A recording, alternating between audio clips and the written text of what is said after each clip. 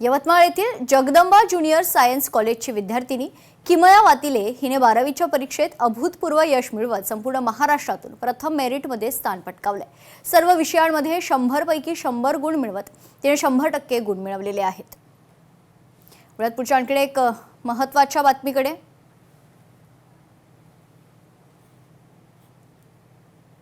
रत्नागिरीमध्ये कला रसिकांच्या पर्वणीसाठी भव्य कलादानाचे आयोजन करण्यात आले। रत्नागिरी शहरातील कलाकारांची कलाकारी आणि एकाच ठिकाणी पाहता येणार आहे। त्यासाठी रत्नागिरी शहरातील कलाकारांनी एकत्रित आर्ट फेस्टिवलचे आयोजन केले। यामध्ये विविध चित्र, कलाकारांनी तयार केलेल्या विविध वस्तू, रेक्झिन आर्ट पासून तयार केलेल्या वस्तू देखील या ठिकाणी पाहण्यासाठी आणि विक्रीसाठी उपलब्ध आहेत।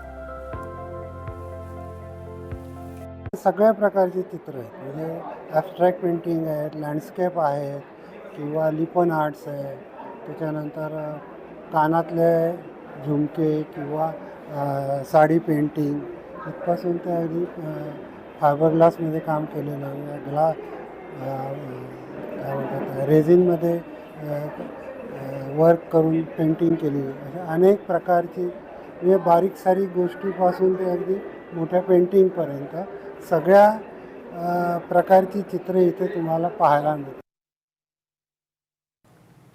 व्यावसायिक गॅस दरवाढीचा पंढरपुरातील हॉटेल व्यावसायिकांना फटका बसलाय।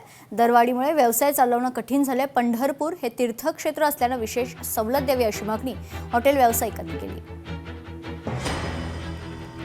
सिलेंडर मिळत नाही, दर वाढले, गिरायकाला 5 रुपये वाढले, गिरायकला ओरडते। आता सिलेंडर अजून 1000 रुपयाने वाढला। आता सिलेंडर तर मिळतच नाही, त्यामुळे काय व्हायचं काय करायचं हा आमचं शासनानं आमच्याकडे विचार करावा।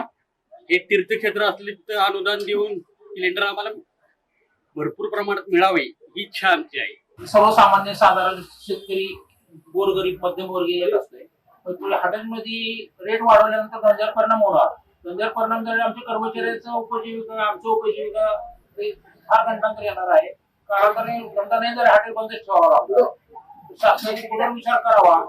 सिलेंडर बाबतीत पंढरपूर हे तीर्थक्षेत्र आहे, असं तीर्थक्षेत्राला अनुदान देऊन सिलेंडर रेट कमी करावे शासनाला विनंती आहे। सोलापुरातील तिहेरी हत्याकांड प्रकरणात 6 जणांविरोधात गुन्हा दाखल करण्यात आला। संपत्तीच्या वादातूनच हत्या झाल्याची नातेवाईकांची तक्रार आहे। मुख्य आरोपीच्या शोधासाठी 3 पथकं रवाना झालेत। 5 संशयित पोलिसांच्या ताब्यात असल्याची माहिती। 3 लोक मयत असलेले आम्हाला आढळून आली। त्याच्यामध्ये गायत्री सुधाकर मस्के वय 40 वर्ष, प्रियांका सुधाकर मस्के तिची मुलगी आहे 17 वर्ष आणि शिवराज सुधाकर मस्के 15 वर्ष आहे। त्यांचं घरच आहे। त्यांच्या घरामध्ये ते मृतावस्थेत आढळून आले। एकूण 3 भाऊ आहेत। ते 3पैकी 2 मयत आहेत। हा एकटा जो आरोपी आहे हा एकटा जिवंत आहे। त्याचे 2 भाऊ मयत आहेत। यांचे प्रॉपर्टीचे डिस्प्यूट चालू आहे। ते आहेत वाटणीसाठी वडिलोपार्जित प्रॉपर्टी आहे। ते वाटणी ही मयत जी आहे ती वाटणी मागत होती आणि हात उसने तिनं 25 लाख रुपये यातल्या आरोपीला दिलेले आहेत। ती वारंवार मागणी करत होती आणि त्या कारणावरच त्यानं ती वारंवार मागणी करते म्हणूनच हा गुन्हा घडल्याचं प्रथम दर्शनाच्या तपासात आपल्याला दिसून येते। इतर काही लोकांची काय त्याच्यात इन्व्हॉल्वमेंट आहे का ही सुद्धा आपण पोलीस स्टेशन स्तरावर खात्री करत आहे। आमदार धनंजय मुंडे यांच्या खरं तर भाषणाचा अंदाज पुन्हा एकदा पाहायला मिळालाय। एका कार्यक्रमात बोलताना त्यांनी मराठवाड्यातील पाहुणचाराचं वर्णन करत टोलेबाजी केली। त्यांच्या या वक्तव्यामुळे उपस्थितांमध्ये एकच हशा पिकला।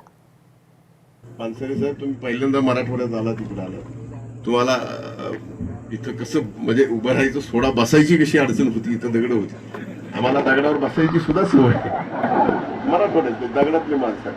पण एक नक्की आहे, तुम्ही आमच्या प्रेमात पडल्याशिवाय राहणार नाही, कारण आमचा पाहुणचार एवढा असतो, तुमच्यासारखं नाही। पाणी घ्यायचं का, इथं 5 तीर्थच।